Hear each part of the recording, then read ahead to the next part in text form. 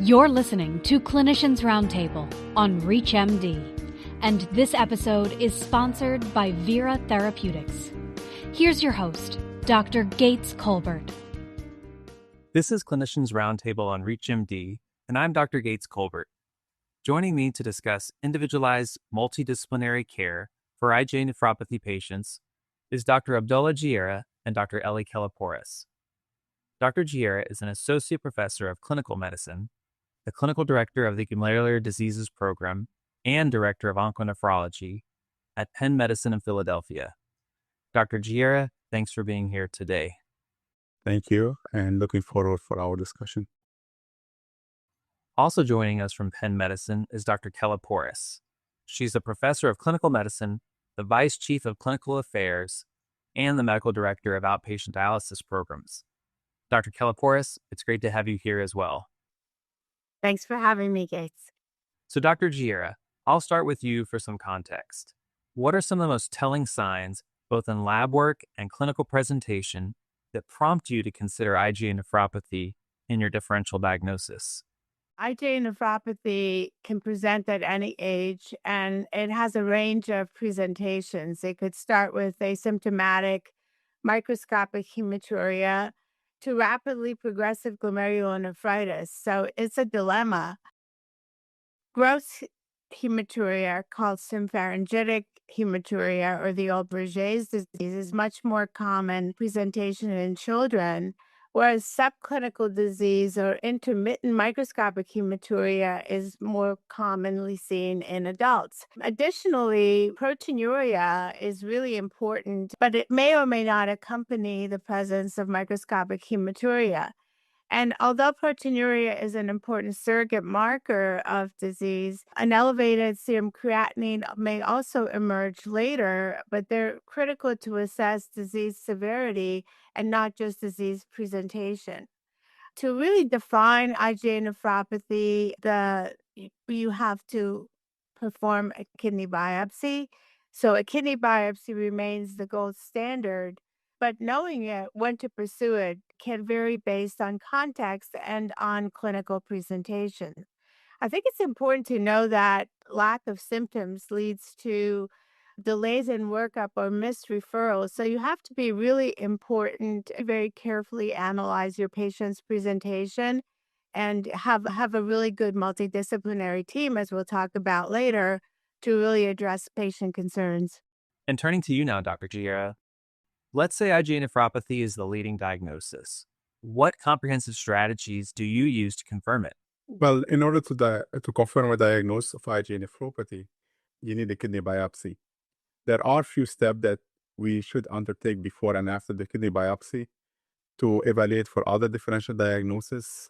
As Dr. Kelepouris mentioned, the presentation can be asymptomatic, but also the lab findings are compatible with nephritic syndrome, and some other differential diagnoses that are well known for nephritic syndrome can be like ANCA-associated vasculitis, lupus nephritis, and some other differential diagnoses that require some serologic workup in addition to viral workup and autoimmune workup. Most of these workup will be negative, and that will push us towards doing a kidney biopsy that will confirm diagnosis of IgA nephropathy. The kidney biopsy has both diagnostic and prognostication values. We know that on the kidney biopsy, the Oxford classification did specify the MST scoring, and the high MST scoring is associated with worse prognosis for these patients. After doing kidney biopsy, another step is required before moving ahead with the therapy is evaluate for secondary etiology of IgA nephropathy. And the secondary etiology of IgA nephropathy can be like liver disease, HIV, other viral etiology, infection-related IgA deposition in the kidney, and IgA glomerulonephritis, and some other differential diagnoses that could be compatible with secondary IgA nephropathy. I forgot to mention inflammatory bowel disease as also a common concomitant disease with IgA nephropathy. Abdallah, what biomarkers are really being studied to go along with the diagnosis? And is there any information you can give us about that? Yeah, I think there are several candidate biomarkers for IgA nephropathy. The most common one that we talk about is galactose-deficient IgA1. I think as far as diagnostic value of all the biomarkers, including galactose-deficient IgA1 for diagnostic purposes, the hope is quite low that it will be like a diagnostic biomarker. mainly because there is a lot of overlap between healthy population and the patient who have the disease manifestation. I think that we have better hope for galactose-deficient IgA1 and some other biomarker as marker of disease severity, disease relapse, or maybe tapering or adjusting therapy based on this biomarker. I think that's where the hope is in the future, hopefully, that this biomarker will be utilized the most. For those just tuning in, you're listening to Clinicians Roundtable on ReachMD. I'm Dr. Gates Colbert, and I'm speaking with doctors Abdallah Geara and Ellie Kelepouris about how we can comprehensively diagnose and treat patients with IgA nephropathy. Now, Dr. Geara, let's shift gears and talk about management.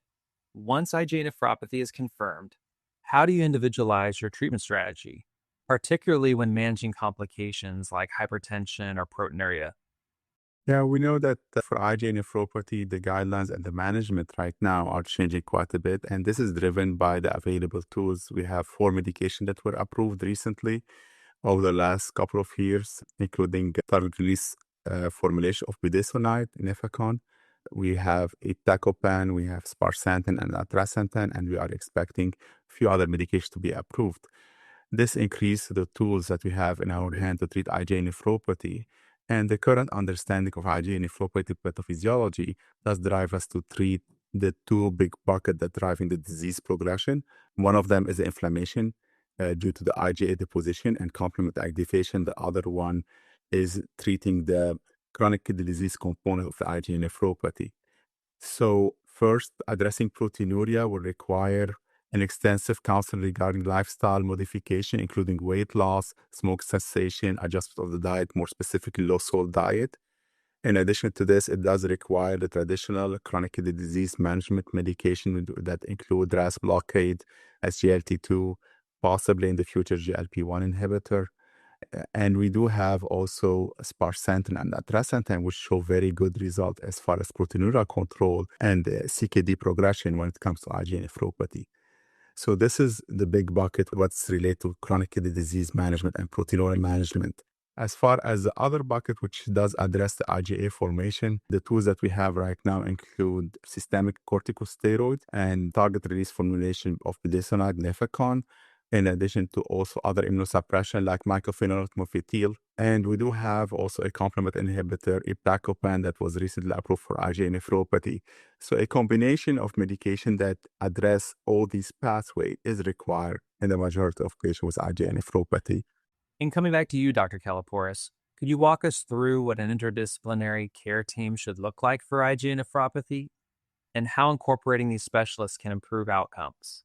It's very well known that patient-centered care is the best care, and an interprofessional team to educate patients and clinicians on IgA nephropathy is really the medium that we can use to really provide patient-centered care for greater outcomes. Although nephrologists may lead the team, it's really the other members of the team that really make tremendous contributions, both to lifestyle modification, as Dr. Geara talked about, as well as supportive care. The dietitians as members of the team are highly valued because they can guide patients to sodium, protein intake, weight loss, as well as smoking cessation, and all those can significantly impact outcomes. Crucial to the success of interdisciplinary care is the presence within a team of a pharmacist. Pharmacists can assist with optimizing regimens, providing an analysis of out-of-pocket costs for medications that can be very expensive and hard to get for patients who have social determinants of health that are not favorable for very expensive medications. Managing polypharmacy is really important. I have patients who say to me, Dr. Kelepouris, I can only take 4 medications. Which are the most important ones? And so educating patients as to the importance of their medications and addressing polypharmacy concerns is really very important. And finally, I think what pharmacists contribute, which is really crucial, is monitoring nephrotoxic agents, and medications have interactions with other medications. So defining a really safe, effective treatment plan is really very important.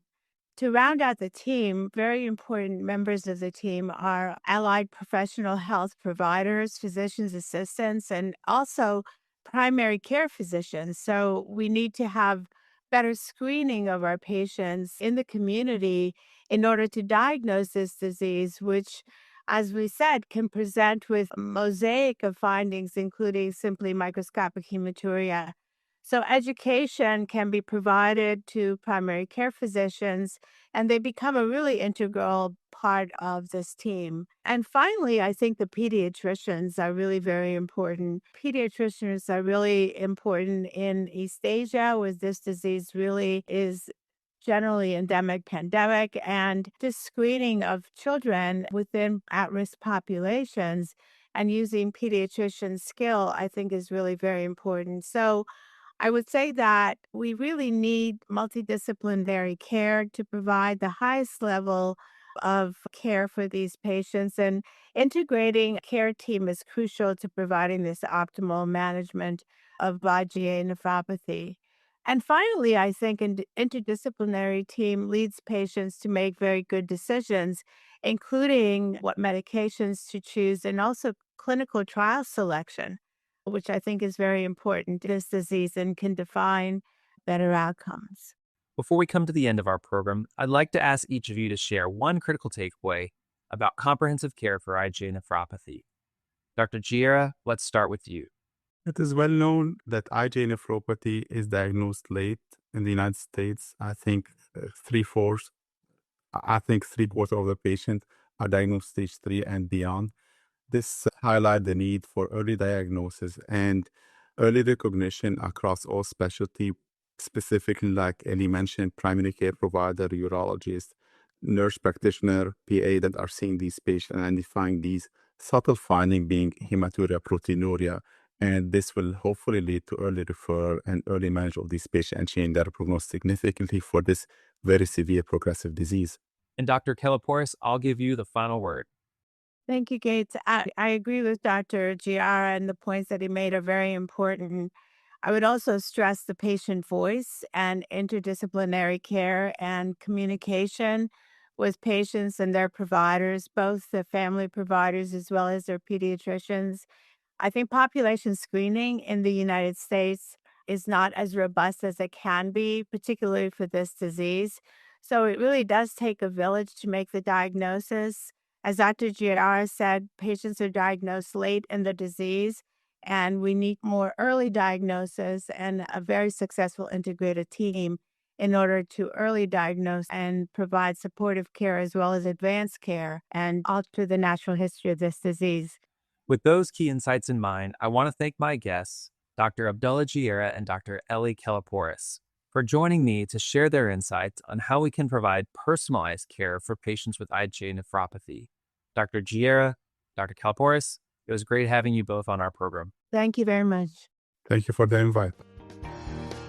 This episode of Clinicians Roundtable was sponsored by Geara Therapeutics. To access this and other episodes in our series, visit Clinicians Roundtable on reachmd.com, where you can be part of the knowledge. Thanks for listening.